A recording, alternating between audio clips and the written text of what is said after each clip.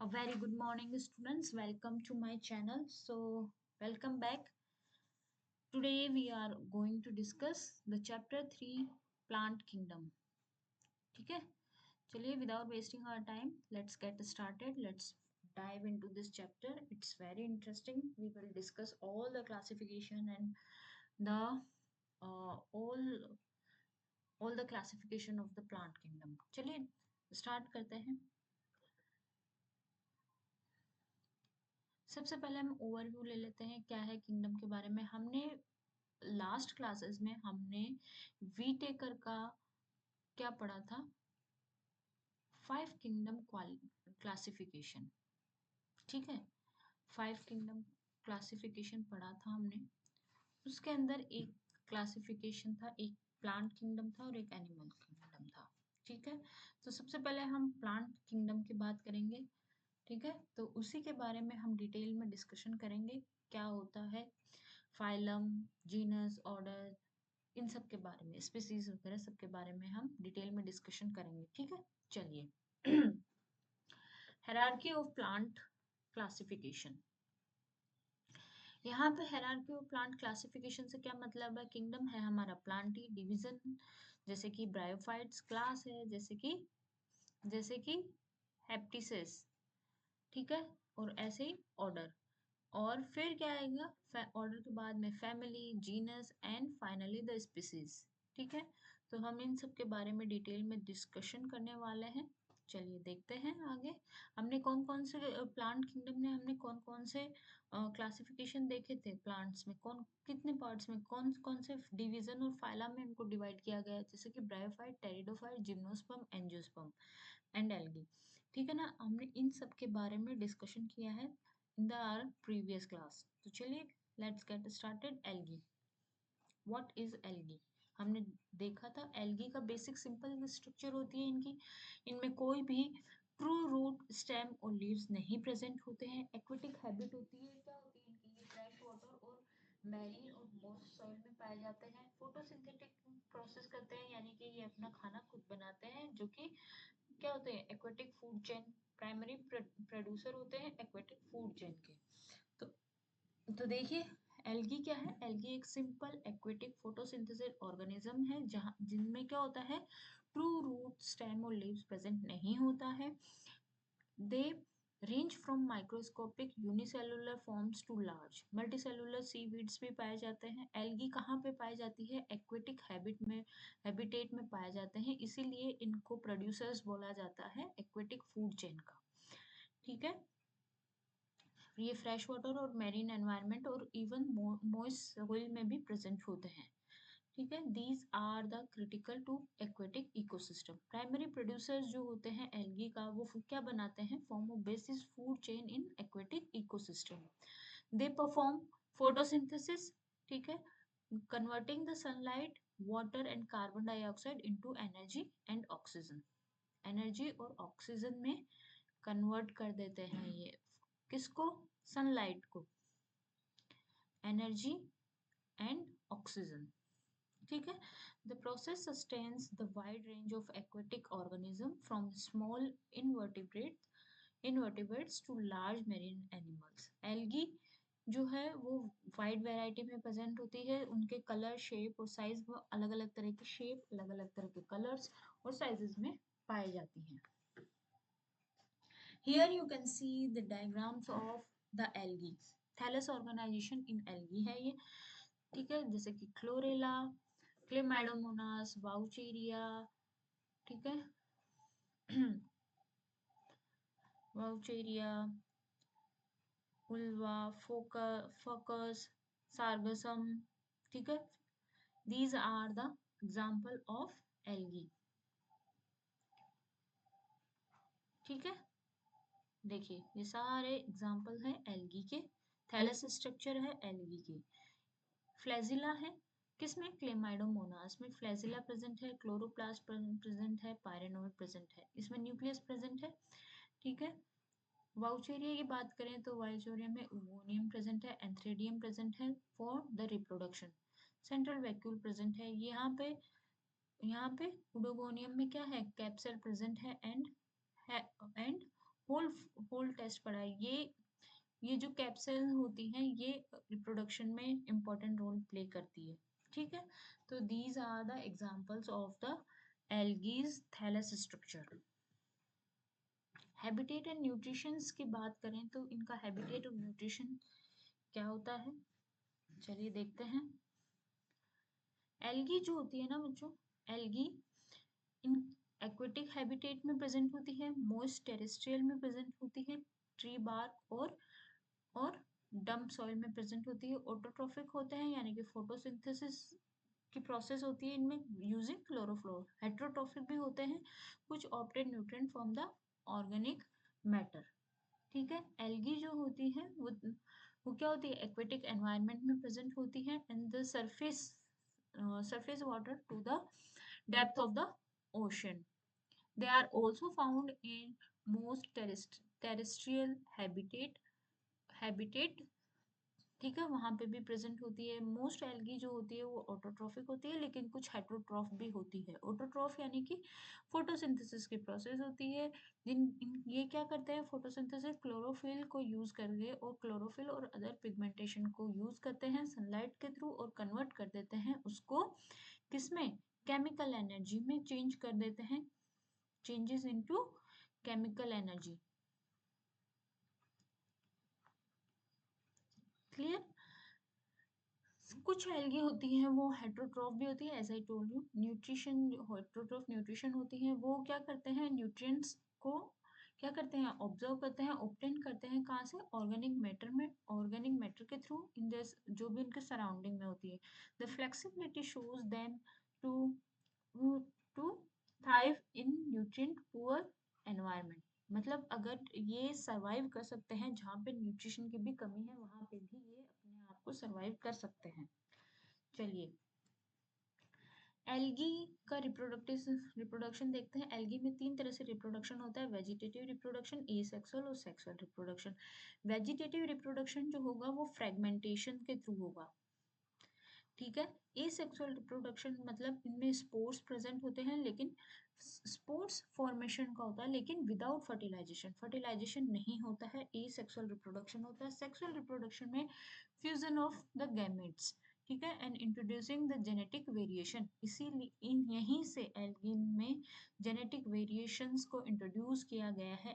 ठीक है, एल्गी जो होती है with a variety of reproductive strategies होती है, जिनमें वेजिटेटिव, एसेक्सुअल और सेक्सुअल रिप्रोडक्शन प्रेजेंट होता है। ठीक है, where pieces of algae break off, fragmentation में क्या होता है, pieces of algae break off and grow into the new individual. Asexual reproduction जो होता है वो क्या होता है, formation of the spores which are capable of developing into a new algae without fertilization। Fertilization नहीं होता है, स्पोर्स का फॉर्मेशन हो जाता है और एक न्यू ऑर्गेनिज्म को वो न्यू इंडिविजुअल में वो डेवलप हो जाता है। सेक्सुअल रिप्रोडक्शन जो होता है वो एल्गी के अंदर फ्यूजन ऑफ गैमेट्स होता है जो कि सेक्स सेल्स बोला जाता है और एक जाइगोट का फॉर्मेशन होता है। ठीक है, इसी प्रोसेस को इंट्रोड्यूस किया है जेनेटिक वेरिएशन, यानी कि सेक्सुअल रिप्रोडक्शन में क्या होता है, जेनेटिक वेरिएशंस होते हैं। तो एल्गी क्या करती है, अडेप्ट कर लेती है अपने एनवायरनमेंट की कंडीशन के अकॉर्डिंग, अडेप्ट कर लेता है अपने आप को to survive in the environment. ठीक है, टाइप ऑफ सेक्सुअल रिप्रोडक्शन जो होता है वो वेरी करता है एल्गल ग्रुप में, रेंजिंग फ्रॉम आइसोगेमी यानी कि fusion of similar gamete. Isogamy मतलब क्या होता है, सिमिलर, आइसो मतलब similar, similar of same gametes. ठीक है, ऊगेमी यानी कि fusion of large and non motile egg with a smaller और मोटाइल स्पर्म। ठीक है, large, fusion of large non motile egg का मूवमेंट नहीं होता है, सिर्फ स्पर्म का मूवमेंट होता है, राइट। और इनके फ्यूजन से क्या बनता है, जाइगोट बनता है। चलिए बात करते हैं एल्गी के क्लासिफिकेशन के बारे में बेस्ड ऑन देयर पिगमेंटेशन। ठीक है, क्लोरोफाइसी, क्लोरोफाइसी का मतलब क्या हो गया, क्लोरोफिल। तो इसमें क्या, क्लोरोफाइसी में क्या होता है, क्लोरोफिल ए और बी प्रेजेंट होता है, कलर क्या होता है, ब्राइट ग्रीन होता है, हैबिटेट क्या होता है इनका, फ्रेश वाटर और मैरीन में प्रेजेंट होते हैं।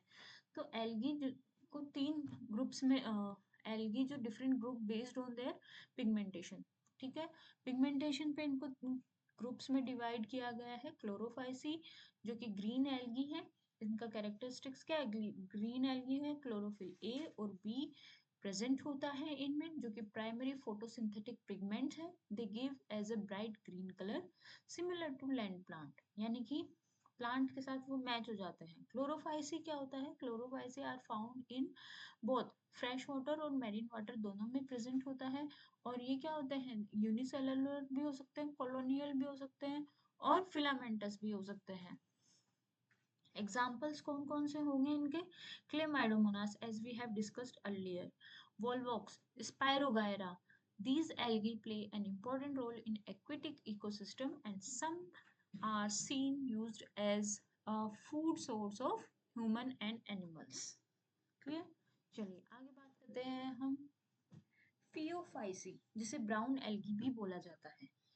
ठीक है, फियोफाइसी को क्या बोला जाता है, ब्राउन एल्गी बोला जाता है। तो इसमें क्या होगा, फियोफाइसी किस लिए, कौन से पिगमेंटेशन के लिए इम्पोर्टेंट है, ये ब्राउन पिगमेंट कैरेक्टरिस्टिक शो करता है किसमें, एल्गी में। चलिए बात करते हैं मैरीन वाटर में प्रेजेंट होते हैं primary marine algae. Kelp forest, kelp forest मतलब हम आगे भी पढ़ेंगे इसके बारे में, कैल्प फॉरेस्ट के डिटेल थोड़ा सा। When I saw you, you will see the picture of kelp forest, then you will understand what is kelp forest. ठीक है, चलिए बात करते हैं फियोफाइसी, जिसे ब्राउन एल्गी बोला जाता है। Marine algae characterized by the presence of chlorophyll A and C, इनमें क्या होता है, क्लोरोफिल ए और सी प्रेजेंट होता है, जो कि क्या करता है, ये along with fucoxanthin a brown pigment, fucoxanthin present होता है जो कि एक ब्राउन पिगमेंट का कैरेक्टरिस्टिक्स है। इस पिगमेंट में given them the characteristic brown algae in live green colour. Brown algae are typically larger and more complex than green algae. ठीक है, often forming extensive kelp forest in coastal water. Example क्या हो गया brown algae का, include Laminaria, ठीक है, laminaria, रॉकवेड, Fucus, सार्गसम, है ना, हमने अभी डायग्राम देखा था। These algae provide habitat and food for a variety of marine organism. कुछ ब्राउन एल्गी जो होते हैं वो ऑल्सो वो हार्वेस्टेड में इंक्लूड होते हैं और दे क्या करते हैं, they originate which are used in by thickening agents in food and other products. Brown algae जो होती है वाइटर और कोस्टल मैरीन इकोसिस्टम में प्रेजेंट होती है। अब बात करते हैं रोडोफाइसी। रोडोफाइसी क्या होता है, रेड कलर प्रोवाइड करता है, रेड पिगमेंट, और वो किस वजह से होता है, वो होता है फाइकोइरेथ्रिन पिगमेंट की वजह से। डीप वाटर में प्रेजेंट होता है, ability to live in greater depth. Nori मतलब used as a food source. ठीक है, रोडोफाइसी जो होती है वो रेड एल्गी होती है, are used to marine algae characterized by the presence of chlorophyll A and D, chlorophyll A and D along with the phycoerythrin, जो कि रेड पिगमेंट के लिए रेस्पॉन्सिबल होता है। ठीक है, कुछ एग्जांपल्स है रेड रेड एल्गी के, जिसके अंदर हम देखते हैं क्या, Norrie, गोलिडियम, गोनिडियम, ग्रिडेरिया। Red algae are used in a variety of application including food. Nori is used in sushi. Sushi is a Japanese dish. Agar production used in microbiology, food and and used as a thickening agent. Red algae are very important both the marine and human ecosystem. Clear है? चलिए आगे बढ़ते हैं. Here you can see the detailed description. Chlorophyceae, green algae, chlorophyll A और B present होता है, starch store होता है इनमें, सेल वॉल सेल्यूलोज की बनी होती है, फ्लैजिलर नंबर इनमें 2 और 8 होता है, इक्वल एपिकल होता है, हैबिटेट इनका फ्रेश वाटर, ब्रैकरिश और वाटर सॉल्ट वाटर प्रेजेंट होता है।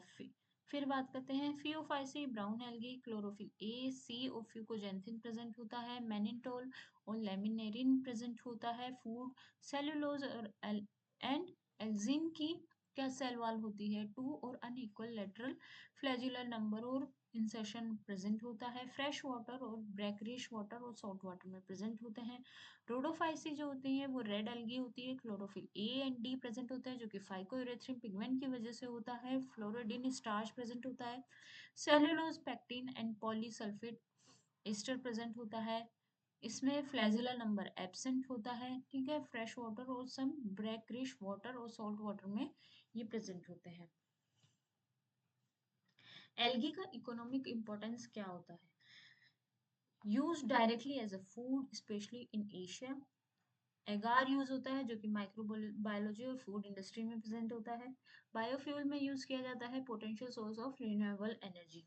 ठीक है, एल्गी का इंपॉर्टेंस ये है। कॉस्मेटिक्स में और फार्मास्यूटिकल में भी इनका यूज किया जाता है। ठीक है, algae are being explore the source of biofuels offering a renewable alternative to fossil fuel. Algae are also used as a wastewater treatment where they remove pollutants and excess nutrients. Algae जो होती है वो nutrients provide करती है environment में। ठीक है, pollutants को क्या करती है? रिमूव करती है, कम करती है। The diverse application of the algae highlight their growing importance in the sustainable future. Clear है? चलिए, here you can see the diagrams. Chlorophyceae, ये स्पायरोगायरा का एग्जांपल है। स्पायरोगायरा जिसके अंदर क्लोरोफिल स्पाइरल शेप में है। ठीक है, ये रहा हमारा फियोफाइसी ब्राउन एल्गी, इसको बोलते हैं kelp forest.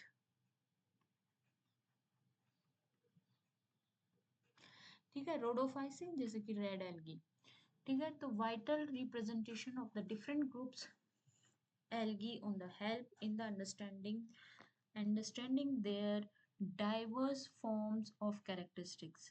Chlorophyce can be represented by Spirogyra जिसके अंदर क्या होता है? स्पाइरल क्लोरोप्लास्ट प्रेजेंट होता है। फियोफाइसी जिसके अंदर ब्राउन एल्गी है जिस which is represented by laminaria है। ठीक है, showcasing in large complex structure. Rhodophyceae जो होती है वो क्या करती है? Can be represented by the by Puphyra यानी कि Norrie with its vibrant red color. ठीक है, these are the pigmentation, these are the differences between in the classes between these groups. ठीक है, किसके बेसिस पे? पिगमेंटेशन, मॉर्फोलॉजी और उनके हैबिटेट स्ट्रक्चर के थ्रू उनको अलग अलग क्लासेस में डिवाइड किया गया है। ठीक है, these algae are vital in both ecosystem and humanity, a variety of different applications. Bryophytes की बात करते हैं अब हम। ब्रायोफाइट्स क्या है? चलिए देखते हैं।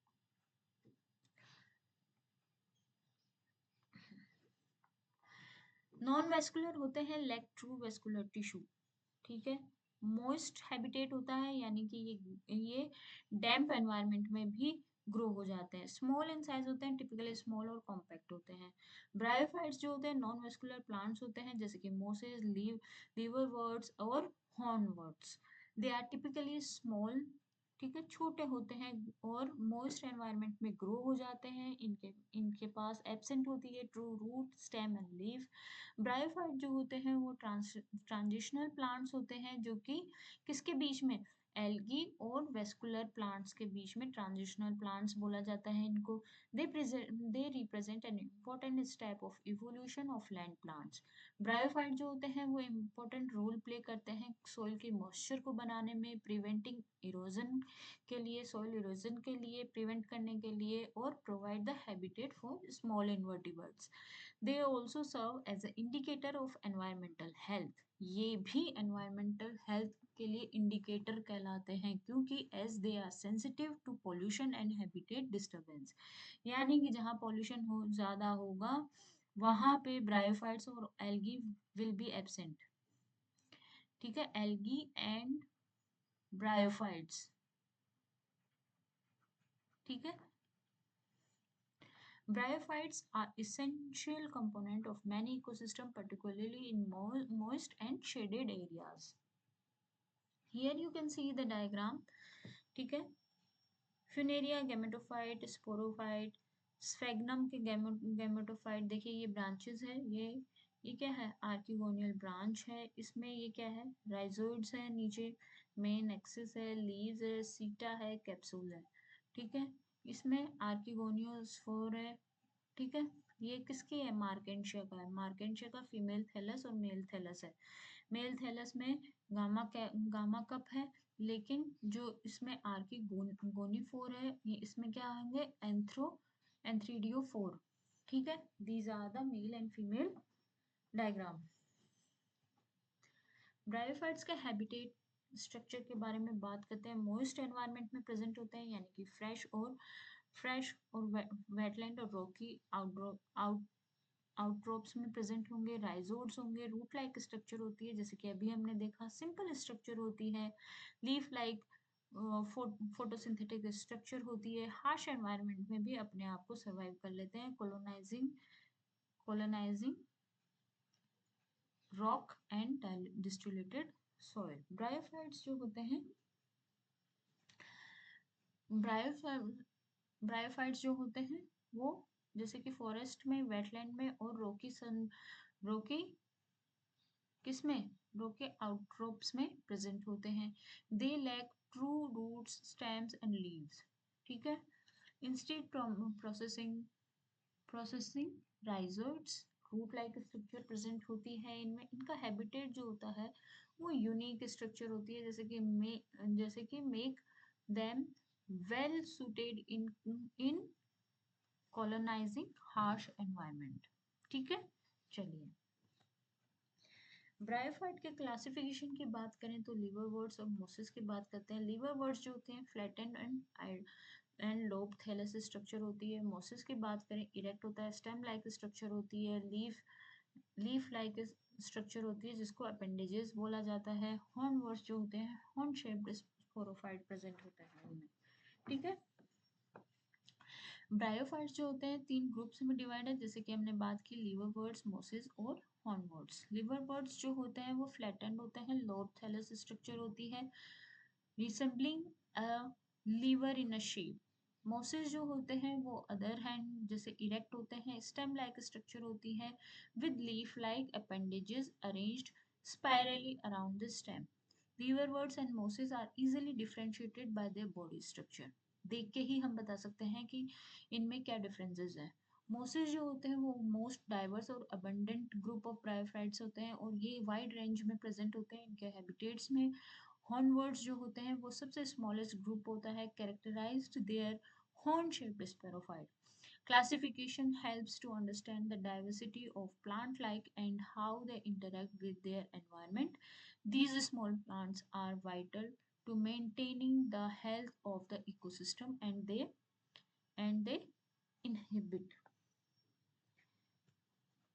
ब्रायोफाइट के लाइफ साइकिल के बारे में बात करें तो देखिए, स्पोर्स बनते हैं, स्पोर्स रिलीज हुए स्पोरोफाइट से। स्पोरोफाइट्स क्या है, डिपेंडेंट स्टेज है, और ये क्या बना लेते हैं, स्पोरोफाइट से क्या बन जाते हैं, गेमेटोफाइट, ठीक है। The life cycle of a moss exhibit alternation of the generation with a dominant gametophyte stage and a dependent sporophyte stage। gametophyte जो होता है वो लीफी स्ट्रक्चर है, photosynthetic stage है, that produce gametes, sex cells, when sperm from one moss fertilize an egg from another।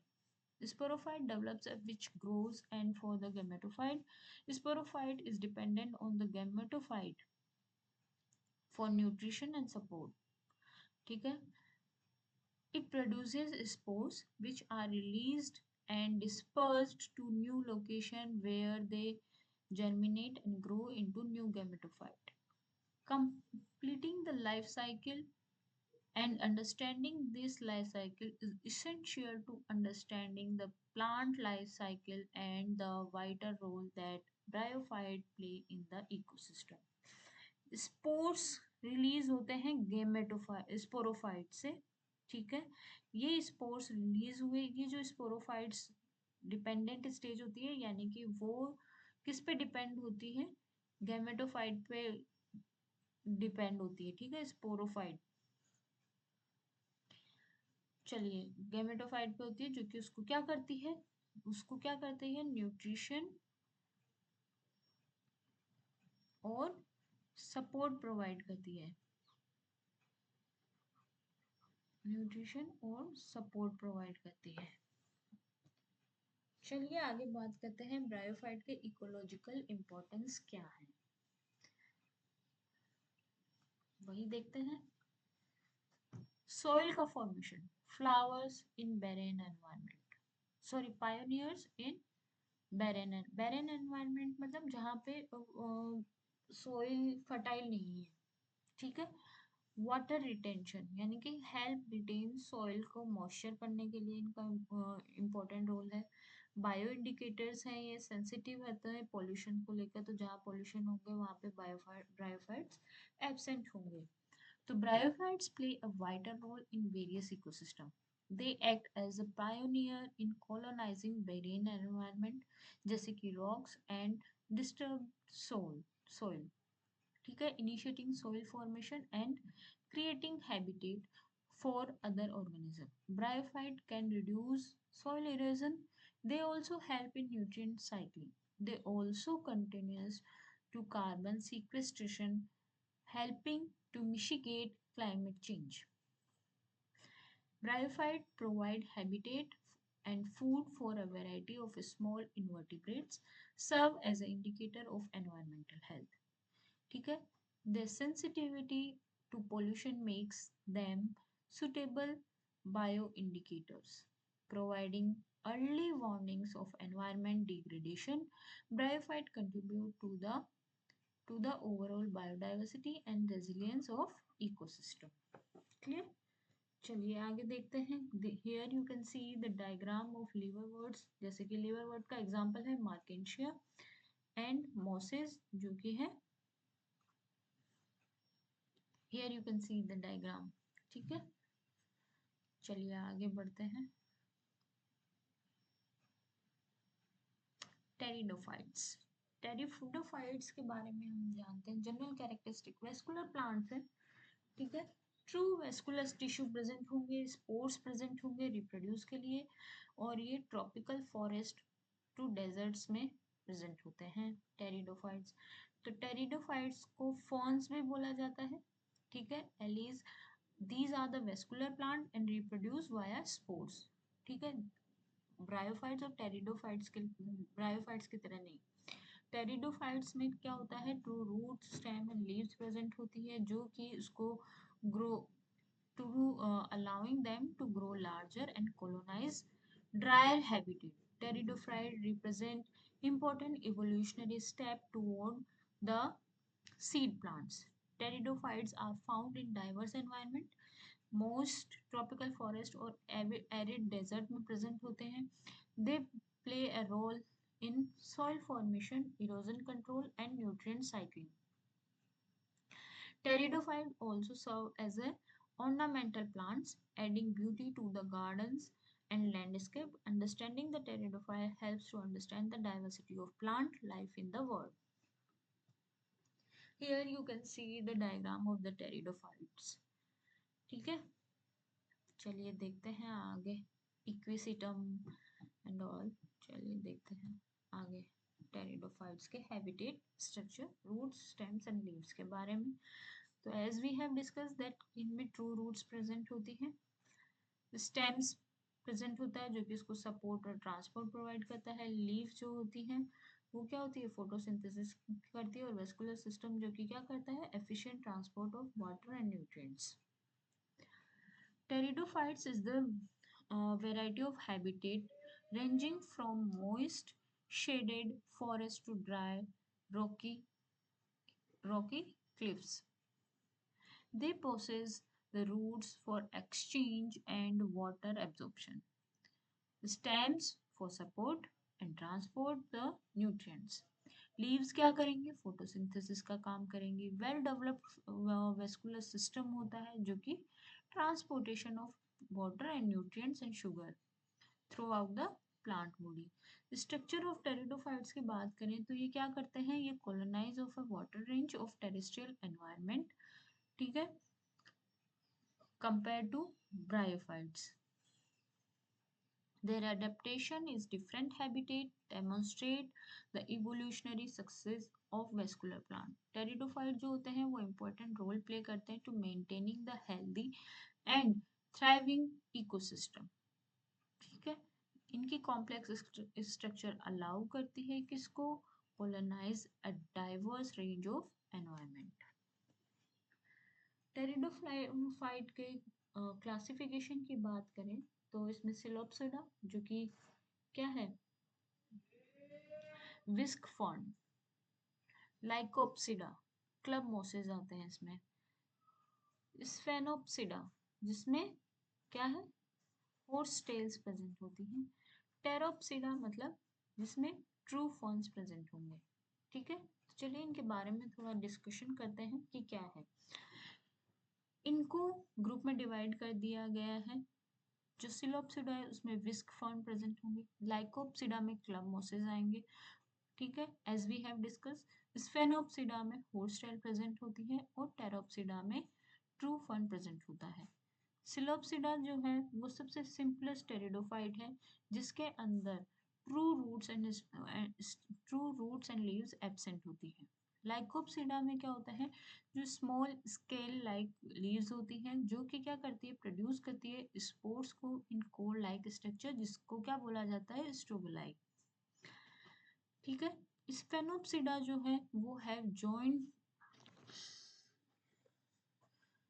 Joint stems and scale like leaves होती हैं जो कि अरेंज होती है होल्स के through.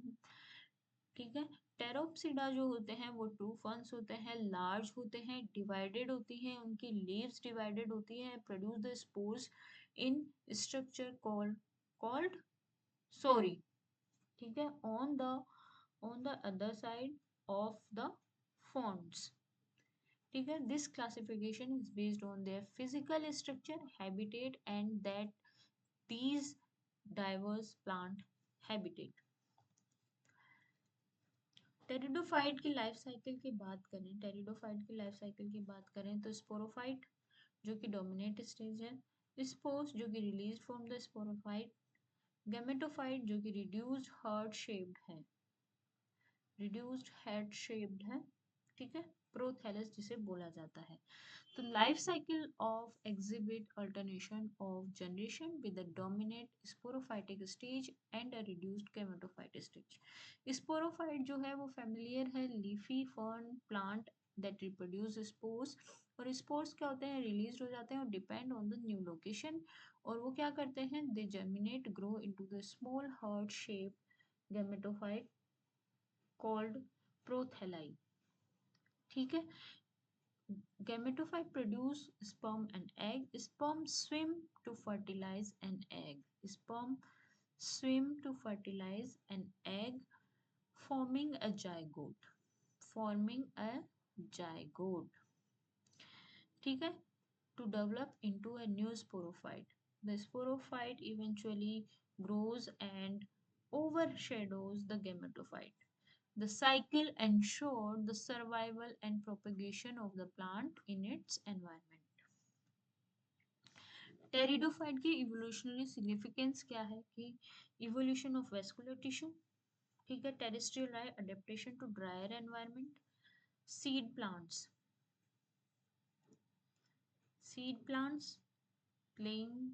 paving the way for seed plants.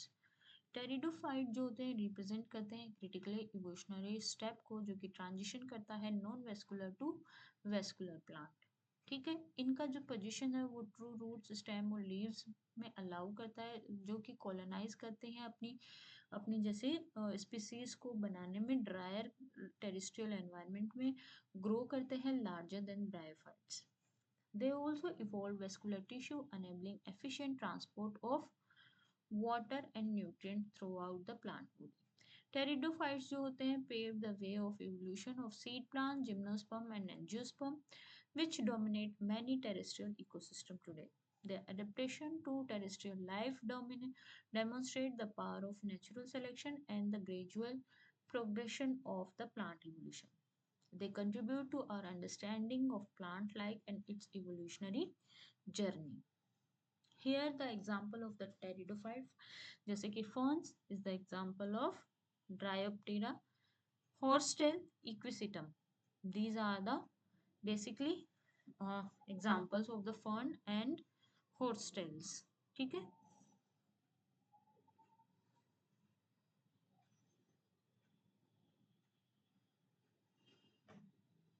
Dryopteris exhibit large divided leaves होती हैं.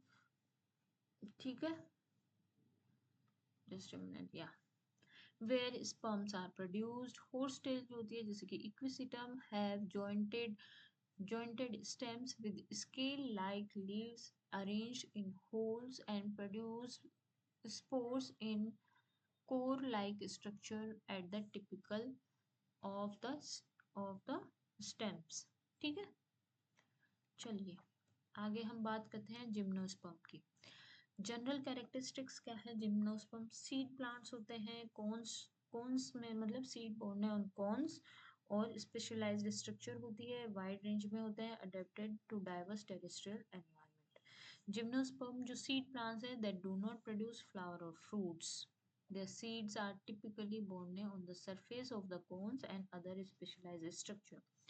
Gymnosperm में कौन कौन से include? Conifers, cycads, gnetophytes and ginkgo. These are the examples. They are well adapted to a wide range of terrestrial environment, particularly colder and dry region. ये colder और dry region में भी अपने आप को सर्वाइव कर लेते हैं, यानी कि ये एवरग्रीन प्लांट्स होते हैं. These are the evergreen plants. Evergreen plants. ठीक है. जिम्नोस्पर्म जो होते हैं play an important role in timber production, यानी कि ये फर्नीचर एंड कंस्ट्रक्शन में इम्पोर्टेंट रोल प्ले करते हैं, पेपर और रेजिन बनाने में इम्पोर्टेंट रोल प्ले करते हैं. दे also contribute carbon sequestration and help regulate water cycle in forested ecosystem. They contribute to carbon sequestration and play a vital role in ecosystem across the globe. Gymnosperm में क्या होता है? Seeds and pollination. Seed structure जो होती है वो embryo, endosperm और seed coat से बनी होती है. सीड स्ट्रक्चर में होती है. जो सीड होता है, सीड जो होता है वो, ये जो आउटर लेयर होती है वो सीड कोट होता है.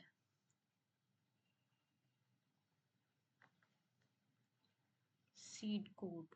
और इसके अंदर होता है, ये होता है endosperm. Endosperm.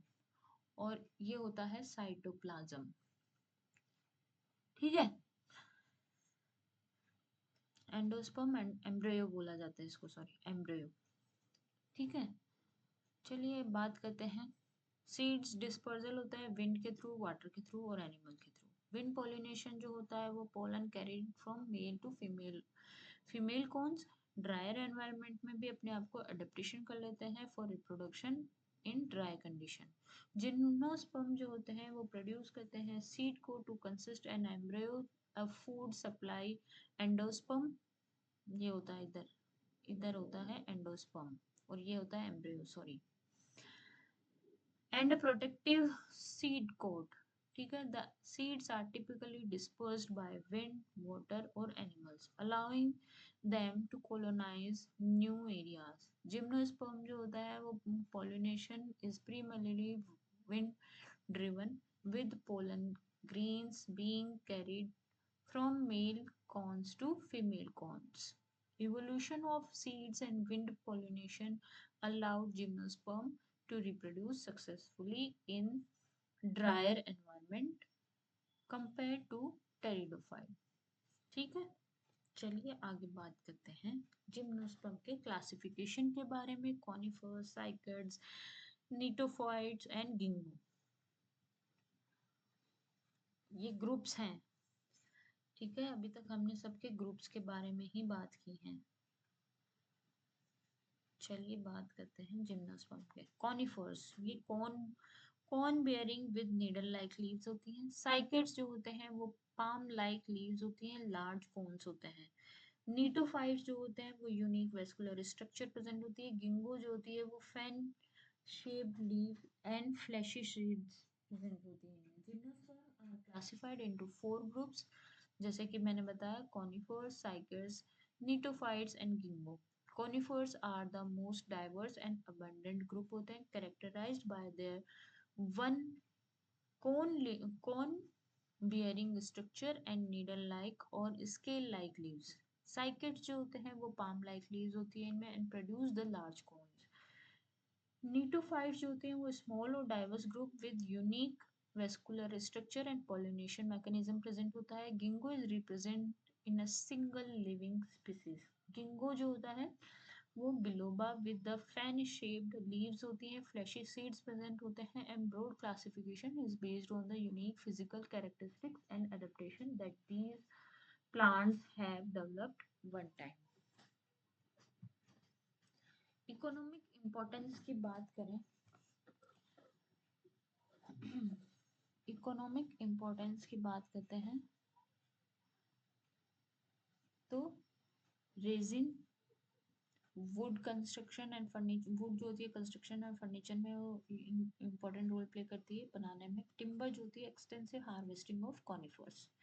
Gymnosperm hold considerable economic significance, particularly in the timber industry. Conifers such as pine, spruce, and fir are are extensively harvested for wood and construction, furniture, and paper production. Gymnosperm also used in the production of resin, turpentine, and other valuable chemicals. ठीक है. Gymnosperm provide vital products and new materials with help of modern society thrive and grow. Here the diagram of the gymnosperm, pine and cycas. Here you can see the example of cycas. ठीक है. चलिए आगे बात करते हैं angiosperm के बारे में. एंजियोस्पर्म फ्लावरिंग प्लांट, जहाँ पे फ्लावर फ्रूट्स लगे होते हैं. ठीक है. ये क्या होते हैं? फ्लावर जो होते हैं sexual reproduction, specialized structure for sexual reproduction. Fruits जो होते हैं develop from ovary and enclosed seeds, occupy a wide range of terrestrial and aquatic environment. Angiosperm जो होते हैं उनको फ्लावरिंग प्लांट भी बोला जाता है, are the most diverse and successful group of plants on earth. They are characterized by the presence of flower which are specialized structure for sexual reproduction and fruits which develop from the ovary and enclose the seeds. Angiosperm occupy a wide range of terrestrial and aquatic habitat. Angiosperm food provide करता है, medicine, fibre and other essential resources में human और animals दोनों के लिए important role play करते हैं. They also play a crucial role in regulating ecosystem, contributing to oxygen production, carbon sequestration and soil conservation. The sheer diversity and prevalence of these plants makes them essential to the ecosystem and to the human society as a whole. Clear? चलिए angiosperm को की flowering structure के बारे में बात करते हैं. Flower में क्या होते हैं? सेपल्स जो कि प्रोटेक्टिव आउटर लेयर होती है, पेटल्स जो कि पोलिनेटर्स को अट्रैक्ट करती है, पोलिनेट. ठीक है. और स्टेमस जो होती है मेल रिप्रोडक्टिव ऑर्गन है. कार्पल्स जो होते हैं वो फीमेल रिप्रोडक्टिव ऑर्गन होता है. ठीक है. फ्लावर्स जो होते हैं वो reproductive structure of angiosperm which are consist the general key compound, sepals protective outer layer, petals attract pollinators, stamens male reproductive organ and carpels female reproductive organ. The stamen consist of an anther. ठीक है. जहाँ पे pollen क्या होते हैं? Produce होते हैं and a filament shape structure होती है इनकी. द कार्पल जो होती है वो consist of an ovary where ovules are located. A style connecting stalk होता है. स्टिग्मा जो होता है रिसेप्टिव सरफेस ऑफ पोलन होता है. Lower structure is highly diverse among different angiosperm species, affecting their wind pollination strategies and adaptation to specific environment. ठीक है. चलिए आगे बात करते हैं हम पॉलिनेशन मैकेनिज्म की. विंड पॉलिनेशन होता है, इंसेक्ट पॉलिनेशन होता है, बर्ड पॉलिनेशन होता है और मैमल पॉलिनेशन होता है. विंड पॉलिनेशन यानी कि हवा के थ्रू स्मॉल और इनकॉन्स्पिक्यूअस फ्लावर्स ठीक है। इंसेक्ट पॉलिनेशन यानी कि ब्राइटली कलर्ड और फ्रेग्रेंट, जो फ्रेग्रेंट फ्लावर होता है वहाँ उसमें इंसेक्ट पॉलिनेशन होता है। बर्ड का क्या होता है, रेड और ऑरेंज फ्लावर जो होते हैं with the copious nectar present होता है। मैमल पॉलिनेशन लार्ज और sturdy flower with strong Saint.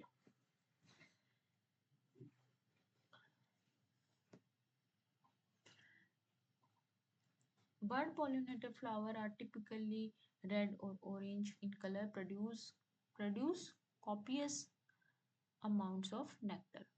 Mammal pollinated flowers are often large and sturdy with strong scent to attract the nocturnal mammal. These diverse pollination strategies contribute to the reproductive success and diversity of angiosperm. Pollination helps maintain genetic diversity and enables the coordinated survival of these plants. Angiosperm seed and fruit development की बात करें तो seed dispersal किसके through होता है, wind, insect, water, animals, इनके through. Fruit का development होता है, ओवरी वॉल डेवलप कर लेती है फ्रूट में, और सीड का डेवलपमेंट होता है, ovaries develop into seeds. Flowering, pollination and fertilization, the ovules within the ovary develop into seeds and ovary wall develops into a fruit. Fruit serve as a protect for the seed and aid in their dispersal. Fruits can be fleshy, example berries and drupes, or dry, ठीक है, example nuts and grains, depending on the species and their mode of dispersal. Seed dispersal mechanism जिसके अंदर क्या क्या include है, dandelion seeds, water dispersal, coconut fruit and animal dispersal जैसे कि birds and attaching to the fur.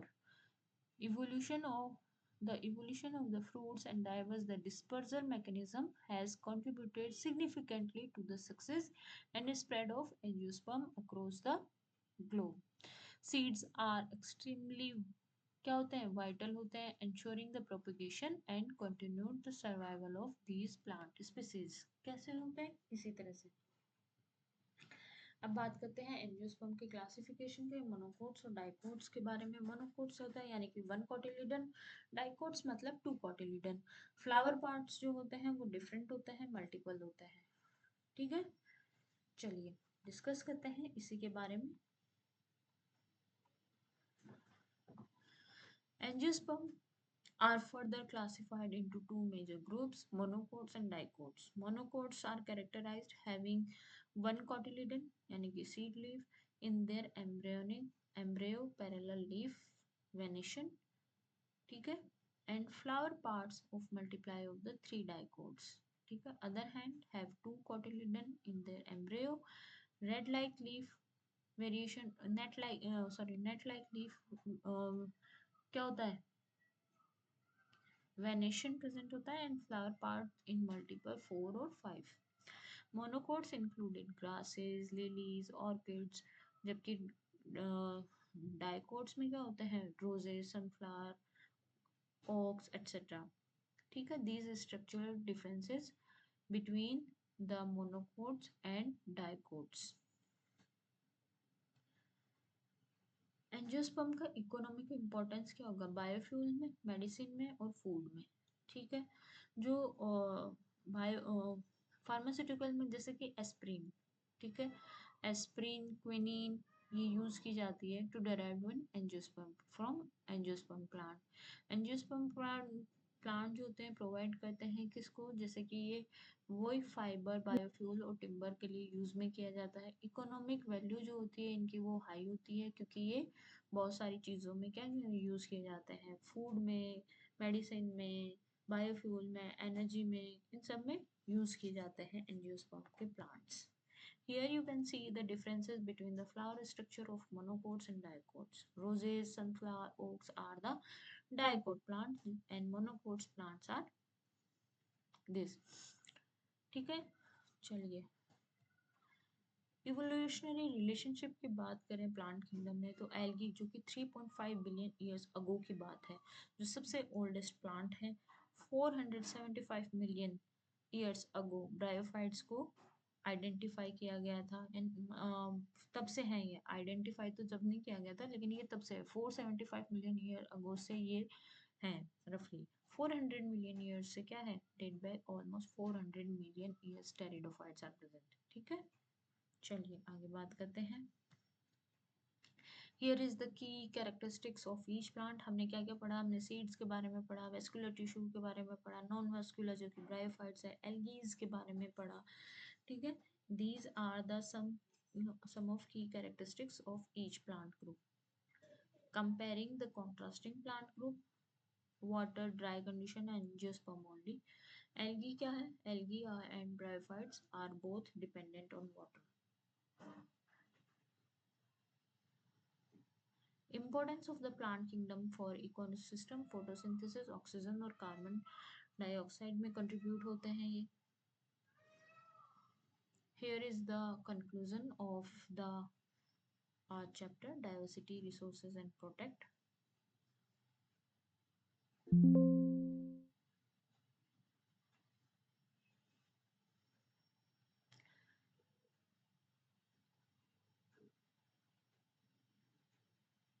चलिए, I hope you understand well. So मिलते हैं with the next chapter. Till then bye bye, thank you, take care.